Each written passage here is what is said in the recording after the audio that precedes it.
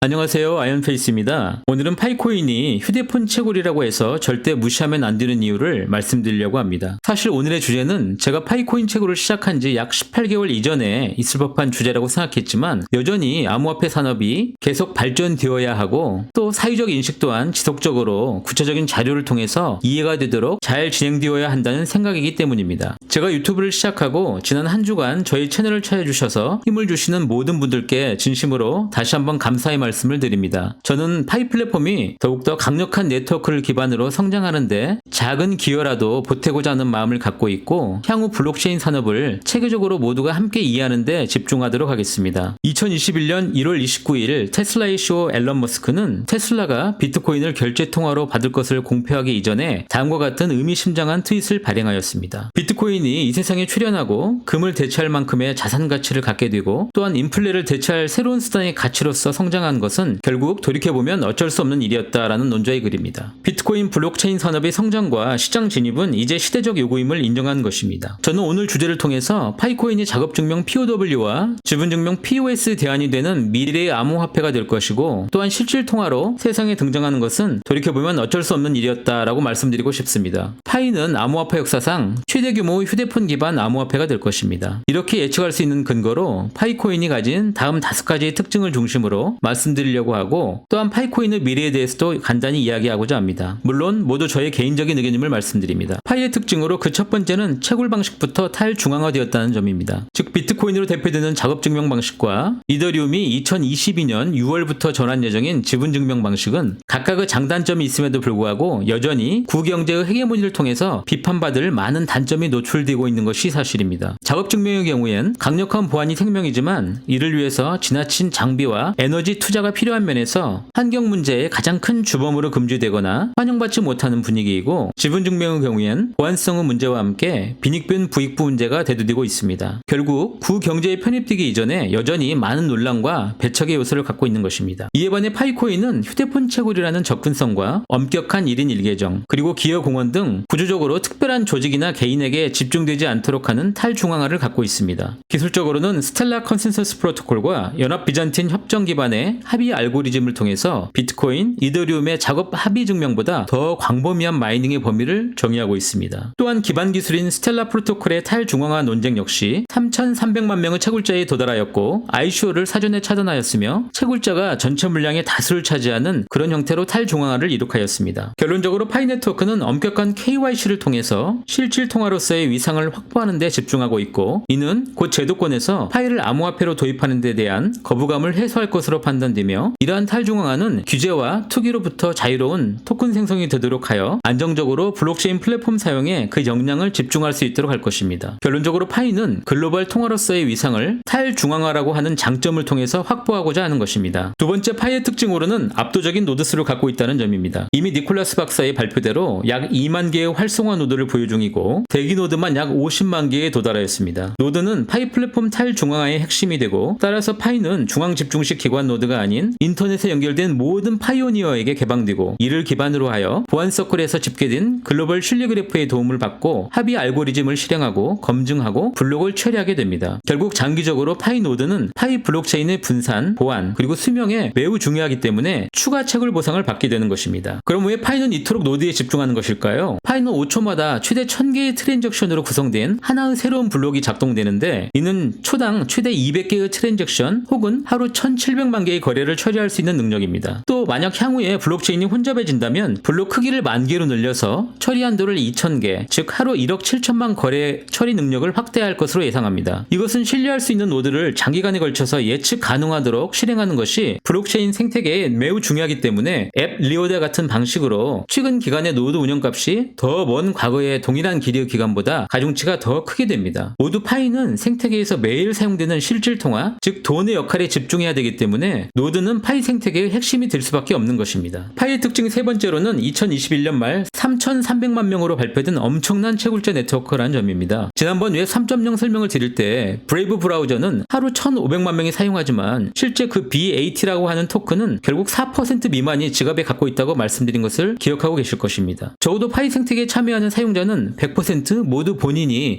지갑에 파이를 소유하고 있습니다. 또한 지금도 매월 100만 명씩 그 채굴자가 증가하고 있습니다. 아이언페이스 채널 채널의 공식 수학 공식에 따라서 채굴자가 증가하면 지갑수가 증가하고 거래 건수가 증가하며 거래 금액이 증가하고 자연스럽게 거래와 이전에 따른 소각이 증가하고 이것은 생태계 선순환에 도움이 되어서 자연스럽게 파이의 가격은 상승하게 될 것입니다. 가장 특징적인 네 번째 파이의 특징은 상장 전 에코시스템이 전체 플랫폼 발전에 기여하게 된다는 점입니다. 그동안 거의 모든 암호화폐는 생태계 없이 상장을 통해서 소위 본전 뽑아먹기 전략으로 금세 먹튀 후 사라지거나 사전에 대형 자본에게 ICO를 오픈하게 되면서 주요 물량이 자본에 의해서 움직이고 또 그들의 구매에 맞는 생태계에 뒤늦게 집중하다가 결국 창업자 간의 트러블이 발생하고 이합집산하고 사라지거나 성장이 힘든 경우를 우리는 많이 경험해 본 바 있습니다. 파이는 이미 파이 해커톤 행사를 통해서 파이 생태계에서 사용될 전도 유망한 앱을 보유하고 있고 KYC 이후에 파이의 결제 시스템과 연결만을 기다리고 있습니다. 이런 활동은 애플이 앱 스토어를 통해서 소프트웨어를 먼저 정복한 후에 휴대폰 사업도 결국 전 세계를 평정한 것과 같은